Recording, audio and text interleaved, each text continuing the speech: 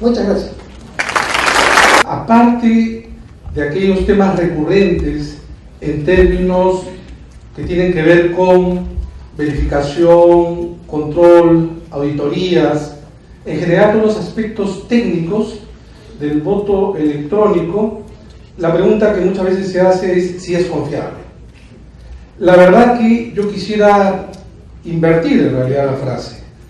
Yo diría, ¿es confiable la votación a través del papel? Y seguramente muchos no solamente no afirmarán esta frase, sino que probablemente han tenido experiencias distintas y diversas en relación a este punto. ¿Y qué decir de otros países? Acá mismo el expositor de Brasil nos señalaba que uno de los elementos que provoca la introducción del voto electrónico en Brasil es la desconfianza y sobre todo por la experiencia de fraude. Es decir, las experiencias de fraude con papel. Y sin embargo, no solamente hacemos la pregunta, que se mantiene y se va a mantener, sino que en relación al voto electrónico, el principal tema, creo yo, más allá del tecnológico, es un tema de confianza. La doctora Batilde hace un rato repetía 3 veces la frase. Es necesario confianza, decía, confianza y confianza.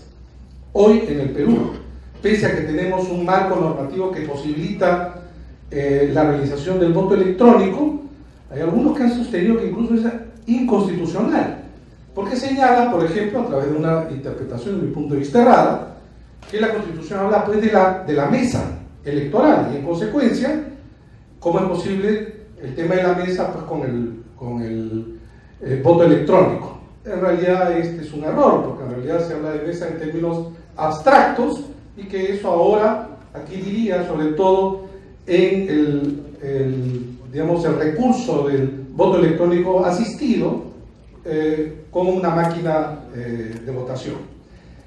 Entonces, repito, para mí una de las preocupaciones que está detrás de todos estos temas, que en mi punto de vista se pueden ir ajustando, cada vez hay mayores estándares internacionales, como acá se ha señalado, que es posible el voto electrónico. En realidad las ventajas del voto electrónico son muchas, los retos también, porque no es suficiente tener voto electrónico para que simplemente todos los procesos electorales se encaminen a aquello que nosotros requerimos. En consecuencia, de mi punto de vista, es necesario un proceso de persuasión permanente sobre las bondades del voto electrónico. Cierto es que en países como el nuestro se dice pues que ante muchas carencias, ¿cómo el Estado va a invertir en cuantiosos recursos allí donde faltan en otros que tanto necesitan? En realidad, creo que se pierde de vista algo que es importante. La democracia importa y hay que invertir en democracia. E invertir en voto electrónico es invertir en democracia.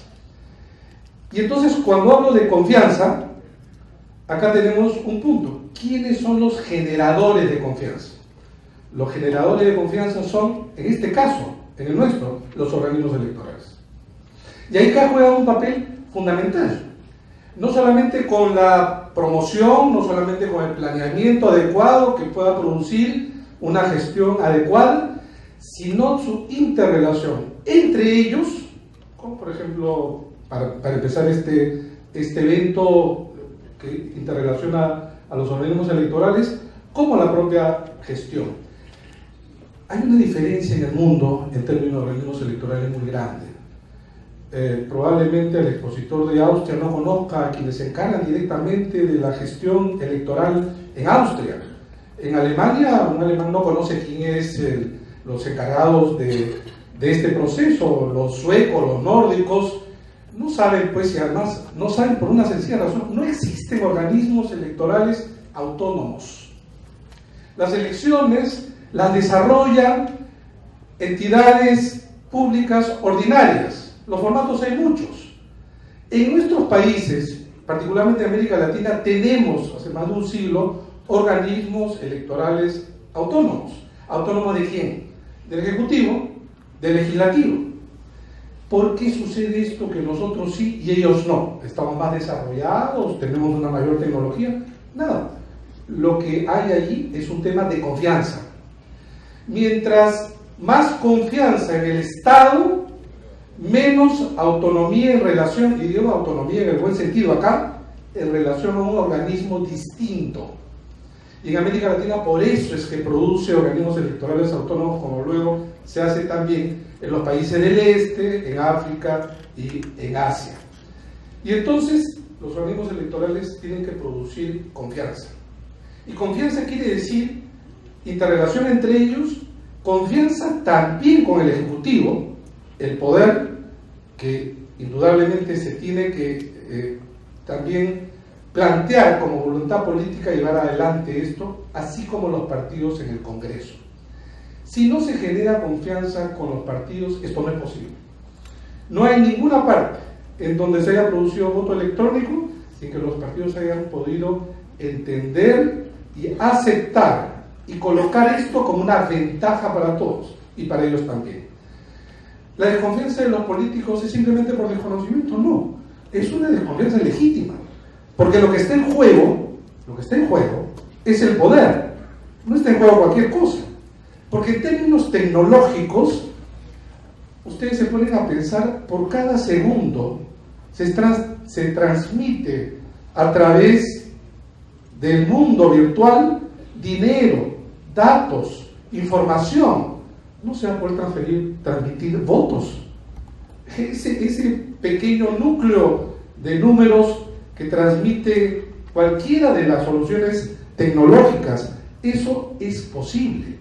Obviamente con todos los argumentos que los expertos, como el doctor Hernández y otros, lo han señalado acá.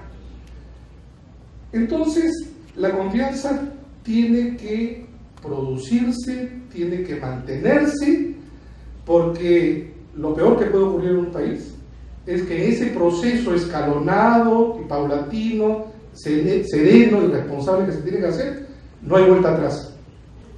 No hay vuelta atrás. Porque allí cuando se coloca voto electrónico y se retira, es lo peor que puede existir. Efectivamente, los organismos electorales tienen una tarea de una delicadeza política extrema, porque no pueden fallar. Si una elección falla y está cubierta de un manto de baja confiabilidad y, de una manera, insinuación de fraude, en realidad el sistema corre peligro. Y en nuestros países donde las instituciones son débiles, indudablemente esto es peor. Pero hay algunos retos que deben acompañar y es necesario entenderse en nuestro país que es sumamente necesario. Las políticas públicas en relación a lo que es las tecnologías de la información. Y en nuestro país lamentablemente estamos atrasados. O sea, sin políticas públicas de tecnología de la información, en realidad esto es cada vez mucho más complicado.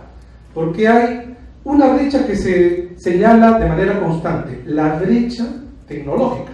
Es decir, algunos tienen acceso, otros no tienen acceso.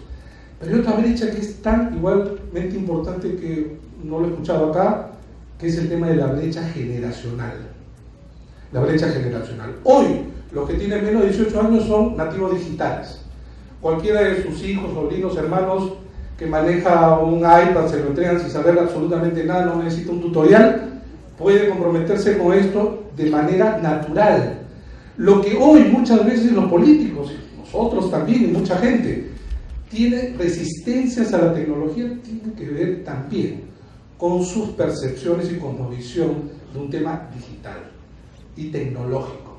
Nunca me voy a olvidar que en el periodo donde estuvimos dirigiendo estos proyectos en OMPE, un político en estos pilotos, le enseñamos cómo debía votar, era con su partido, y la verdad era además touchscreen, y en el momento que quería votar se demoró mucho, y se demoró mucho porque temía equivocarse, y entonces luego apretó de tal manera la pantalla que se la tumba, ¿no?, para asegurar su voto, ¿no?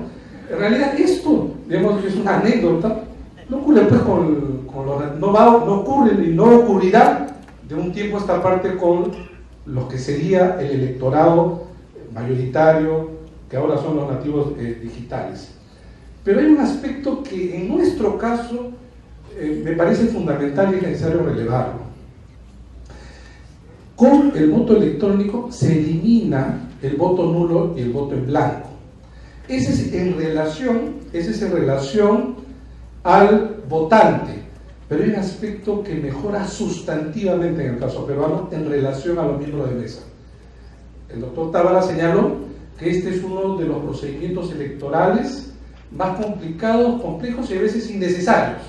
Llenar 5 actas, 4 actas, donde se equivocan. Los miembros de mesa muchas veces suman mal. Producto de eso es lo que se llama las actas con error material. En el caso peruano son miles, donde se pierden votos. Esto con el voto electrónico se elimina. Es uno de los aspectos que yo quería relevar. Un aspecto que me parece fundamental es lo siguiente en términos organizativos. El voto electrónico lo que hace es reducir el número de electores por mesa. En el caso peruano sabemos que es hasta 200 electores por mesa. En algunos casos, cuando se funciona la mesa, puede ser un poco más. Se han hecho cálculos que con, digamos, una votación electrónica esto podría subir a 400, 600, depende cómo está la planificación. Al reducir las mesas, se reduce el número de locales, pero al reducir el número de locales, en términos de densidad poblacional, se aleja el local de los electores, sobre todo en zonas rurales. Y por lo tanto hay una planificación que debe estar pensada en términos de relación justamente votante, mesa y local. Lo peor que puede ocurrir entonces es alejar a los electores allí donde se hace necesario la cercanía. Y con esto termino, disculpen que me amplíe un poco el tiempo, es el tema que ahora están trabajando el RENIEC y entiendo que también la OMPE, el tema de georreferencial al elector. En muchos países, en América Latina, el día de la elección no existe transporte público, porque la gente va a votar de su casa al centro de votación en corto tiempo. Y acercar eso quiere decir, entonces, que el centro de votación tiene que organizarse de tal manera que esté cerca de los votantes en un perímetro adecuado. Eso requiere cambios. Todos estos cambios, que implican también cambios, sobre todo en normas legales, no en general, sino también en particular relativas, por ejemplo, a la parte de la administración pública. Todos saben en los organismos electorales que se padece constantemente en términos de presupuesto y para reglas que están pensadas en instituciones que tienen un tiempo ordinario que se mantiene, que no tienen